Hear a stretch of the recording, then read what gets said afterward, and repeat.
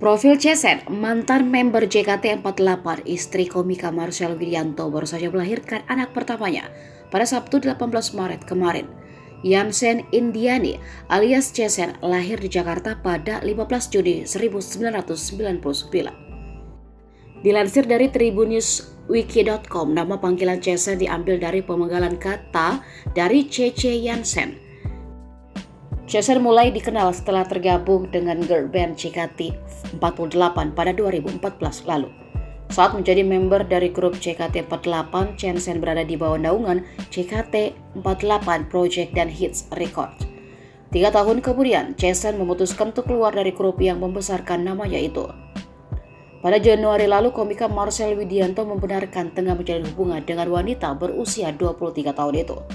Diketahui kabar kedekatan mereka diumumkan Marcel melalui unggahan foto bersama Cesen di akun Instagram @marcelwidianto pada 17 Desember 2022.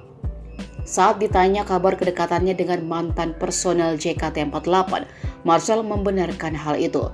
Pria usia 26 tahun itu juga menjelaskan awal mula perjuangannya mendapatkan hati Cesen. Ia mengaku telah kenal lama dengan Cesen. Finalis stand-up komedi Akademi Musim 3 itu menyebut tak ada status pacaran dalam hubungan dengan Cesen. Marcel juga mengungkapkan kedekatannya berawal dari saling lempar candaan.